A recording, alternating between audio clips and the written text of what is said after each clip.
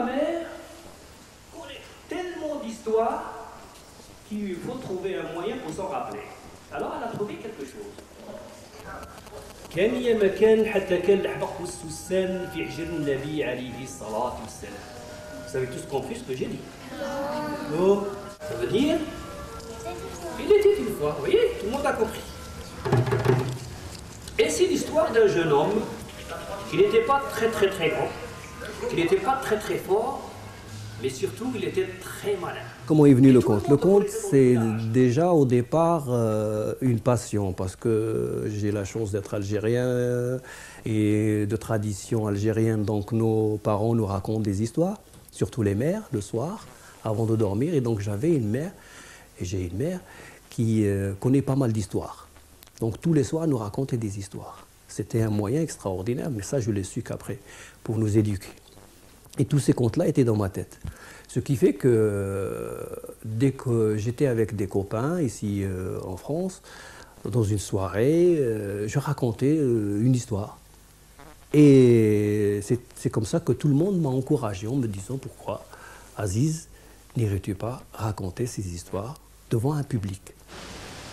Le lien avec le pays passe par la mer, celle qui enfante aussi les contes et qui a bercé ses nuits d'enfant. La mère source, la mère nourricière, tout compte fait. J'ai d'abord commencé par me dire, voilà, il te faut un répertoire, il faudrait que tu retrouves ces histoires-là. Et donc j'ai téléphoné à ma mère pour lui demander de m'enregistrer toutes ces histoires que nous racontait quand on était enfant. Et donc ma mère m'a enregistré ces histoires-là sur une cassette. Par la suite, elle a épuisé tout son répertoire et elle a fait appel à des parents à elle, une tante par-ci, une grand-mère par-là. Et j'ai pu avoir donc plusieurs cassettes sur lesquelles étaient enregistrés des contes de chez nous. Donc ces contes-là, j'ai commencé par les travailler parce que c'était pas facile aussi de prendre un conte comme ça et de le raconter, d'autant plus qu'il fallait traduire déjà en français. Traduire en français, ça veut dire aussi qu'il perd beaucoup de sa nature, de son importance, de son impact. Et avec ces contes-là, j'ai eu une envie de trouver d'autres contes aussi. Et c'est comme ça que ça a commencé. Ma visite dans les bibliothèques, et là j'ai eu vraiment une boulimie de contes. Et je m'enfermais dans des bibliothèques et je lisais, je ne m'arrêtais pas aux contes uniquement d'Afrique du Nord, aux contes que me racontait ma mère. Et j'ai lu des contes d'un peu partout.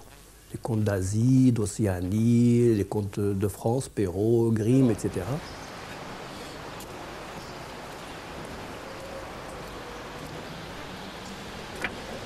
Je suis toujours à la recherche du conte merveilleux. Et souvent, parfois, on peut tomber sur un conte, sur une histoire, une anecdote, une nouvelle, qui peut être intéressante ou même épuiser des idées. Et c'est vrai que on peut trouver parfois, il m'est déjà arrivé de trouver de très belles nouvelles dans des recueils de livres iraniens et puis les utiliser dans mes histoires. Parfois j'ai des histoires où on peut retrouver un peu pas mal de choses et qui font tout ce qui est le merveilleux, le fantastique, l'extraordinaire, enfin le conte, quoi. Il est une figure de proue de ce genre méconnu, le conte. Les journaux ont suivi sa démarche avec sympathie. Il sillonne les villes et établit le contact avec les enfants dans les écoles, la rue. Partout où il y a écoute, comptez sur lui.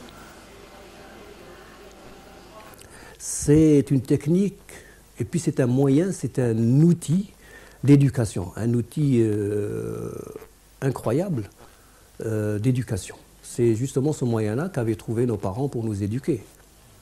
D'ailleurs, à ce propos, j'ai retrouvé dans la cassette que m'avait envoyée ma mère, dans laquelle elle me racontait toutes les histoires que nous racontait quand on était enfant. Ces histoires-là, moi, je m'en rappelais. Et ils sont gravés dans ma mémoire à jamais. Mais dans cette cassette, j'avais remarqué un conte que ma mère m'a enregistré dans cette cassette, mais ce conte, je ne l'avais pas reconnu parmi le répertoire. C'était un conte nouveau. C'était un conte qu'elle venait d'inventer pour moi, pour son fils Aziz, adulte en France. C'est un conte dans lequel elle continuait aussi son travail d'éducatrice, dans un conte où il y a beaucoup de morale. Mon fils, tu n'es pas ici, mais n'oublie pas, Il faudrait que tu sois sage, que tu... Enfin, tout ce qu'on peut retrouver dans une morale. L'ogre, pousse-toi, je suis par terre. Et l'ogre s'est poussé. Et l'ogresse s'est poussée. Et l'ogre s'est poussé. Et l'ogresse s'est poussée jusqu'à ce que le tapis soit... Sans l'ogre et sans l'ogresse. Voilà, c'est-à-dire... Hein? Vide, elle sait, vide. Doucement, dribble, a roulé le tapis, il l'a mis sur son épaule et il est sorti de la maison sans faire de bruit. Refermé la porte, est arrivé au bord de la rivière, il s'est déshabillé. L'éducation est au bout du compte. Son public, particulièrement les Algériens, se laisse prendre par les accents du récit. C'est qu'il verse des acomptes à Aziz. Il passait de l'autre côté. Ce qui est intéressant chez les Algériens, enfin les Maghrébins, de culture arabe, lorsque je raconte en français, mais bien sûr il y a des expressions en arabe. Hein. Je prononce pas mal de mots arabes qui sont dans l'histoire, qui font partie de l'histoire. Je ne peux pas les changer. Et ça laisse aussi le charme. Et il y a une réaction dans le public, hop, ils sont très contents de retrouver ces mots-là, où ils les reconnaissent et ça les valorise un peu, hein, de retrouver ces mots de leur langue maternelle. Réveille-toi, réveille-toi, non, dans la chambre, quelqu'un nous a pris ce billard, quelqu'un nous a pris le tapis. Non, lève-toi, réveille-toi. Laisse-moi dormir. Mais réveille-toi, je te dis que quelqu'un nous a pris notre tapis, réveille-toi.